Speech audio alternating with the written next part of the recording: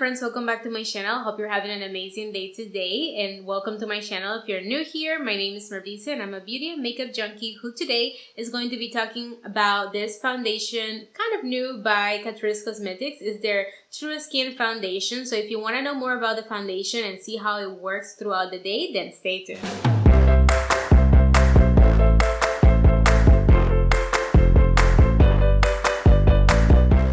Friends, so let's start right away with the video. Again, this is the newest foundation by Catrice Cosmetics, their True Skin Hydrating Foundation, and I have it in the color 070 Warm Caramel, which is kind of like a middle color. I purchased it at Ulta, and they have 18 different colors at Ulta. However, the foundation comes in 20 different tones. The foundation costs $11 at Ulta's website. It says that it is a long-wearing hydrating foundation with medium coverage, which can be buildable.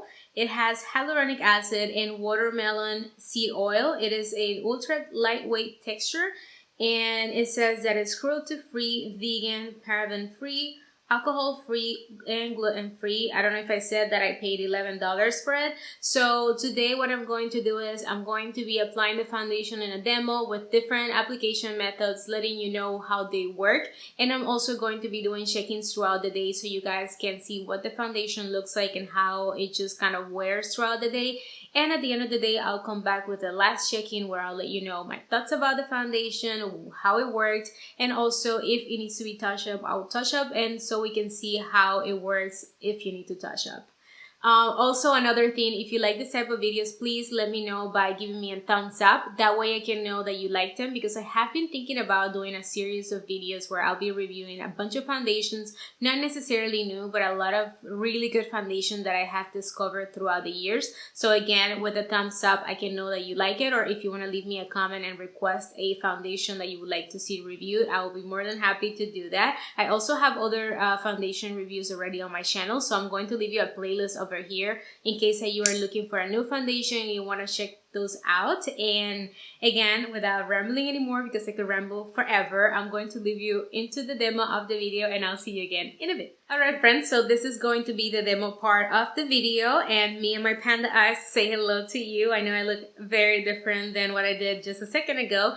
That is because obviously I haven't applied anything yet, and for me, concealer is a really big, or it makes a really big difference on my skin, just because I have very dark circles always. So anyways, there's a few things that I do want to mention before I start the video or the demo. One of them is my skin type. So I do have oily skin, which is acting a little bit more dry on this sides of the face, kind of like in the surrounding parts of my face. But it is very oily, especially on the T-zone area. So that's one thing. And because I have oily skin, there's a few prep things that I do that to me are very important and make a difference when applying foundation. One of them, of course, is prepping the skin. So I have applied moisturizer, also meant to apply sunscreen, but didn't. And we're just gonna leave it at that for today. So only moisturizer on my skin so far. And also, I do believe in applying primers. I know that not everyone likes or believes in primers. However, what I did was I only applied it on half of my face. That is just for my own kind of research / sake, because I always do apply them. What I did do was I applied them only on the right side of my face, which is really your left side. And I applied the two favorites, the ones that I do believe in. So one of them is the Cover FX blurring primer. I applied it all over half part of my face, and then I applied a little bit of the Porefessional by Benefit only in the pore area, just because I do see a difference with this one as far as minimizing the look of my pores. So that's kind of what I have done so far. And I will also list all the products that I'll be using down below in the description box, in case that I forget to mention any of the products that I'm using. But if I do, please do add any comments with questions that you have. I always answer my questions. And moving on to application method, I will be applying today with a foundation brush. I'm going to be using the Real Techniques Expert Face brush, which is my favorite brush for foundation application. However, I am also going to use a sponge in other half of my face, and that is just to see the application methods, which one works better, if there's any difference between applying with a sponge or a brush.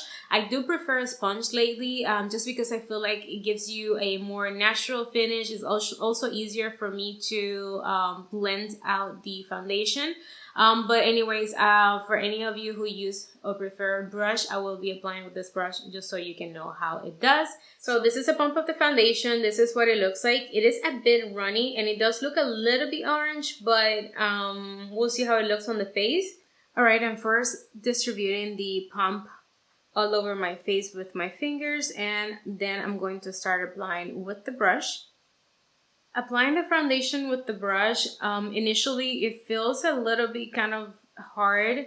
The foundation doesn't really feel super hydrating, so to me that just makes it a little bit harder to just swipe it across the face. This is another reason why I'd rather apply primer, because I feel like with primer it just helps the foundation move a little bit easier.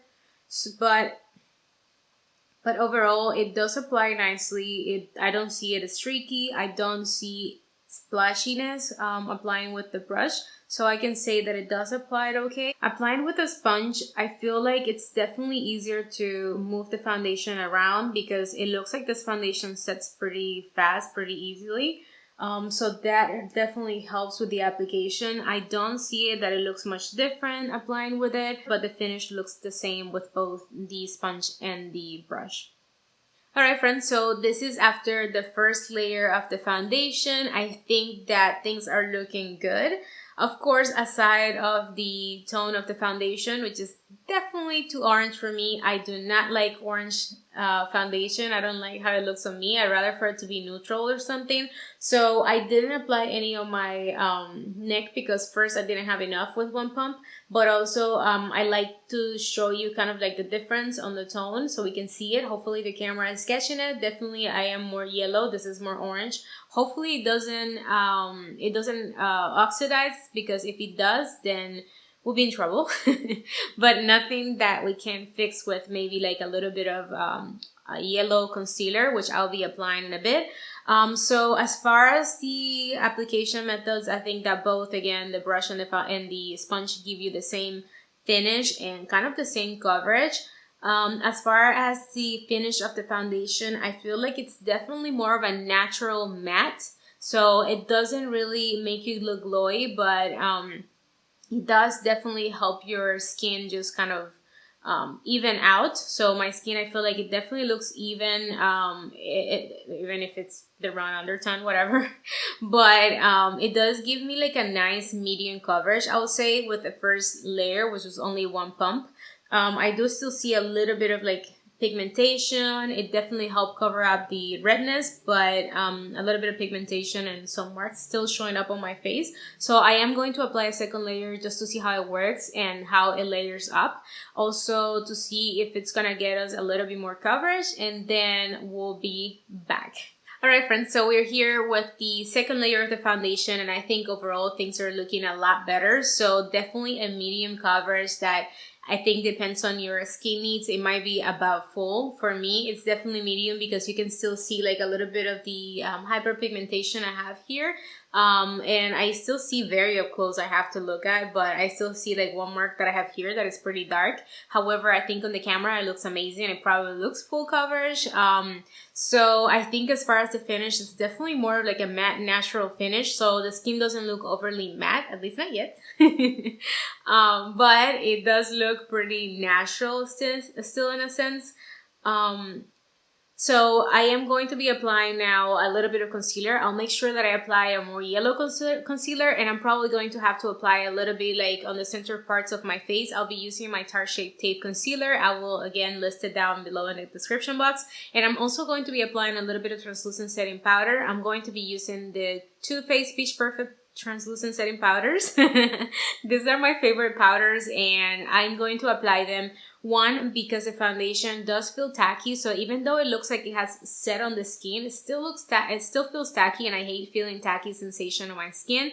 And then also another reason is because I have oily skin, so for me to give a foundation a fair trial, I think I definitely need to apply powder. I would always do it with any foundation, doesn't matter how matte it says it is. Alright friends, so this is how we're looking after concealer and translucent powder. As you see, I do look a little bit more matte than before. The foundation feels, you know, better with the powder. I still feel a little tackiness in the areas where I probably missed the powder a little bit, like here and maybe under my lip. So I try to apply it very lightly. I think this means that the foundation might take a long time to set, or also it could be that it just doesn't really fully set, which means you might need a little bit of powder. However, I think it still looks super nice. I really like the finish, at least right now as first impression. I think the foundation looks amazing. If it wasn't for the tone of the foundation, I would be super happy. Hopefully they have another color that fits me better, so I can kind of maybe get that one if the foundation ends up working really nicely on oily skin at the end of the day. So I'm going to start the time or the clock so we can see. Right now it is 3:49, so I'm starting super late. I promise I'll try to do the 8 hours. If I can, maybe it will be 7 hours, because if I do it right now, it means that I'm gonna have to have this foundation until 12, and today is a Sunday, so I don't know if I really want to do that, but I will promise that I'll do my best to keep it for 8 hours. Obviously when I do the midday check-in in a few hours, I'll come back with a little bit more makeup. I'm gonna do that off camera. Maybe I'll record reels or something. I'm gonna put a little bit of blush and maybe like some eyeshadow and mascara and that stuff. And anyways, this is it. I will see you in the next check-in of the day. Alright friends, and I'm here. This is the mid check-in of the day. It is right now 7:58. Definitely not midday, but it has been about 8 hours. I'm sorry, 4 hours. Oh my god. Okay, this has been a long day, I guess. It has been 4 hours with the foundation on so far. So looking at myself in the viewfinder, I do see that the foundation looks really, really good. Of course, aside of like the T-zone where the oils are coming through a little bit more. But overall, it looks nice. So it could be a really good foundation that is affordable, that you could use if you want to take pictures, or if you're going to like do a video, if you do YouTube or things like that, or TikTok maybe. But of course, we're going to wait until the end of the day to see if it's actually long wearing or not. So I'm going to leave it I'm going to leave it here for now. Of course, as you saw, I finished my makeup, so obviously the elephant in the room. I did something kind of simple, but at the same time I did record it, so I will upload it later on like a short video. I'm going to start trying those out since YouTube is letting us little YouTubers post at least shorts, which is amazing. So I was trying something new today. I did get a little bit of like glitter fall out under my eyes in case that you're seeing a little bit of glitter, but that does not affect the foundation or even the oils peeking through at all. So anyways, I'm going to leave it here and I will come back maybe at the end of the day, probably 8 hours wear, and I'll see you in a second. Alright friends, and it is the end of the day, and as you see, things are looking a little more rough. I feel rough myself because I'm very tired. It is now 11:53 and yes, hallelujah, we made it to 8 hours. It was hard today for me to keep the compromise of 8 hours, but I did it. I love making these videos, and I really feel like lasting at least 8 hours on a foundation review is important. So here I am, again, looking at things. We are looking definitely oily, definitely oilier than what I would like. My T-zone, I feel like it's a disaster when it comes to oils at this point. My nose has rubbed off a bit. I did try really hard throughout the day to not touch my face because I do feel like my skin is a little tacky, which I honestly really, really hate on a foundation. Aside of that, I mean, of course, the blush is still there. So I definitely can say that it has held together, even though there are a lot of oils. Blush is there. Highlight is there. Definitely has also settled in my lines a little bit. I just got a little bit further away because I'm seriously conscious about how this foundation looks. I mean, looking at it from far in my viewfinder, it does look decent, but I don't feel like that's the case in person. So what we're gonna do is now a last test before we end the video is I'm going to blot my face, see what it looks like after we blot, and if we do need powder, then I might apply a little bit of powder, or maybe so we can see how it touches up. So let me just get on with it. Alright friends, and we're done with blotting, and I used like this big piece of the blotting paper, and I still felt like there were some oils that needed to be removed, so I used a little bit of another one that tells you how much oil came through today, which is crazy to me.